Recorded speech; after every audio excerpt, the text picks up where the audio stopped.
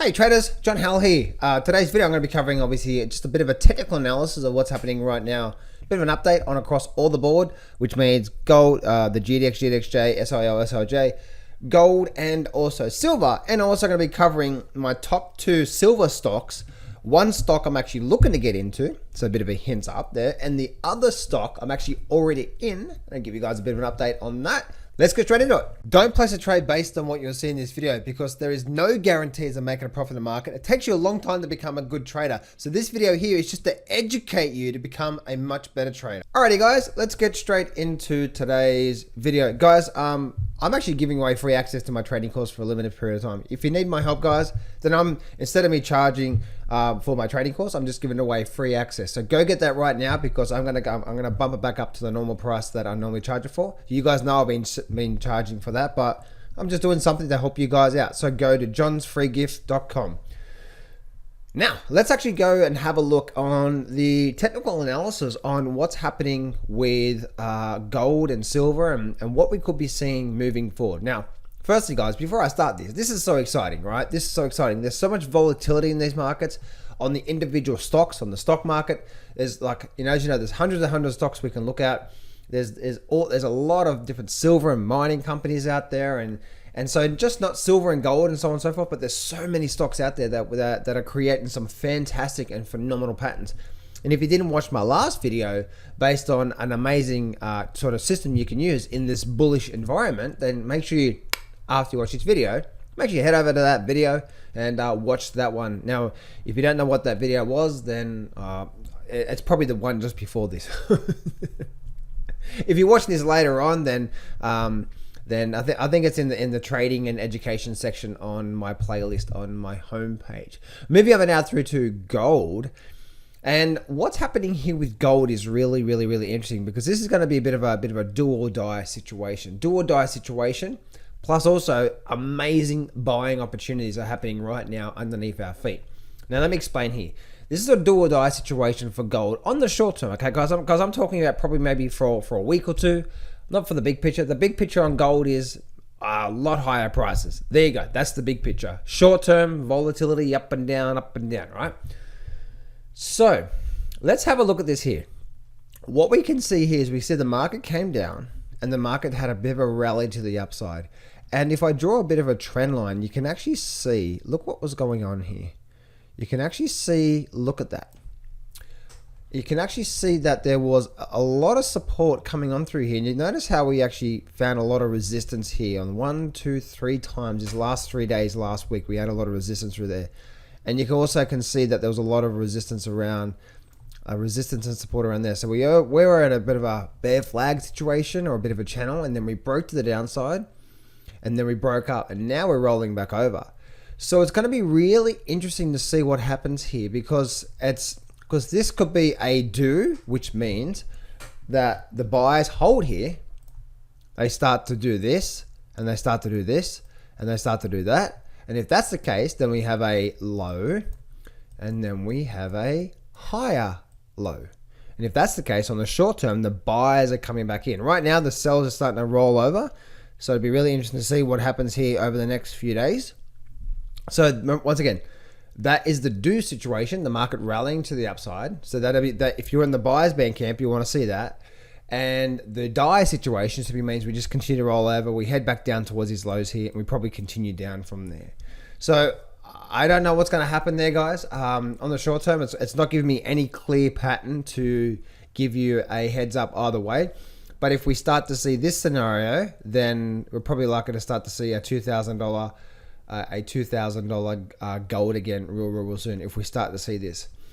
At least if we start to break above this resistance level here, at least a run to the next resistance, which is around that 1960 level if we start to see this. So keep an eye out for that. Move over now through to silver, and silver is really interesting. Silver is so much more bullish than gold. Look what's happening here. We've got a very nice sort of upward trending formation now. We're sort of nicely upward trending on the last last 3 months here, as you can see, nice little upward trend. But look what's happening here. We've got this it's got a sort of resistance over where we are right now, but we've been compressing up. We had this big move up and a big move down, And you can see it rejected it once around that sort of, what's that, 2750 level, somewhere in about that level there. That 2750 level, by the way, guys, has been a major level for probably for the last 10 years if you go back in time and look at it. So we're seeing that point through there, and we start to compress up. So on a short-term basis, guys, if we start to get a break to the upside and break above that and get above, say, 28, we're probably likely to make a nice move back, at least back up to the 30. And then I see 35 on the way, because that's my first resistance there. And then my next resistance is all the way up there on silver. So if we can start to see that move up, we're probably on our way up to 35, which again, gold is not giving us those sort of signals through there. Moving over now through to the GDX, and we are still stuck in this overall sort of triangle pattern, compressing on a descending triangle pattern. But a descending triangle pattern does not mean it is going to break to the downside. What we need to see is where it's going to break, because there's so many times you'll get this descending pattern and you'll get that. And if we get that, if we break to the upside and break out, then that's going to give us a probability now we're likely to continue in that direction. If we break down, then we're probably likely to see a little down move. But even if we do break down, we might get that and then probably get that. If we break up, we'll probably get something like that. So that's what I'm seeing now on the GDX and the GDXJ, and this is the GDX. Also looking at that same situation on the GDXJ, bit of a descending triangle pattern on the way down. So we've got to wait to see where this is going to break. Where this is going to hold. Got a bit of a sort of a double bottom formation here, but compressing to the downside. Where's it going to break? On the short term, it's going to be really, really interesting.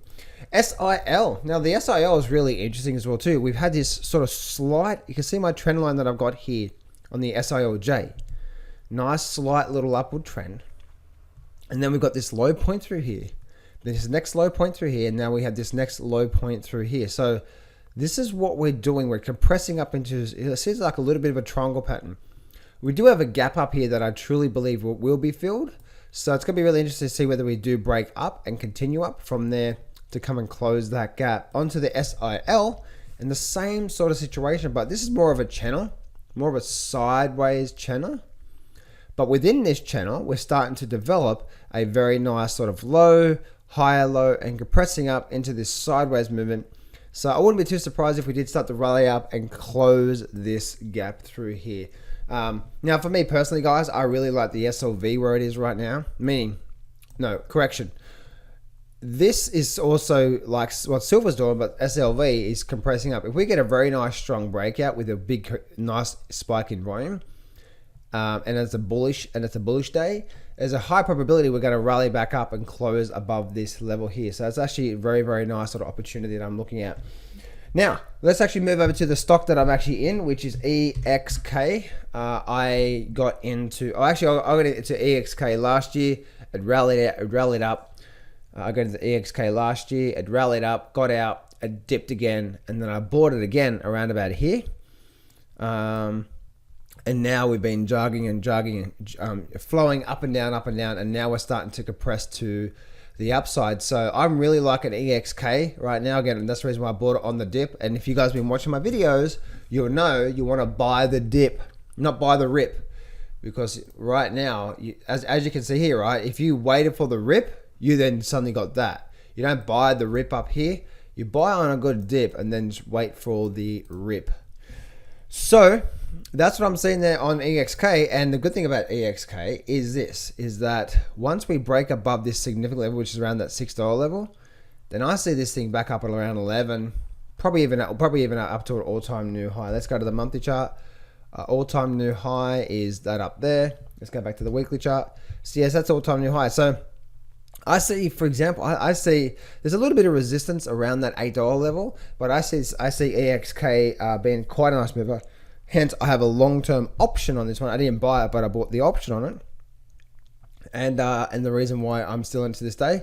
So I do see very nice moves coming out of EXK. Moving over now through to the next stock that I'm actually looking at, possibly for a bit of a short-term trade, and that is First Majestic. First Majestic is in a very nice little low, higher low, higher low. We had this very nice move up. We had this very nice pullback, and now we're just going sideways. But look at this trend line bouncing here, bounce, bounce, bounce, bouncing all the way up.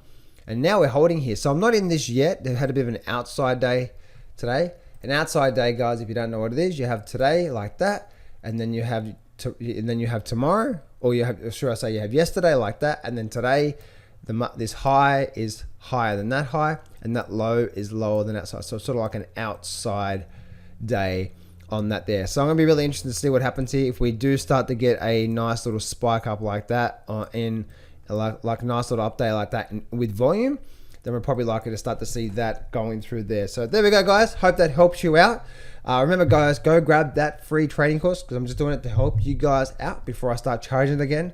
And above all, guys, no matter what you do, make sure you risk small in your account. The one thing I love about trading options is that I can have a 5% of my account in one position, have maybe 2.5% of that at risk, and if it does start to move, then the rewards could be, the rewards can be really, really nice. So guys, always try to keep your risks small, really, really small, because no trade is guaranteed to make a profit, and then roll with that. Talk to you soon, guys.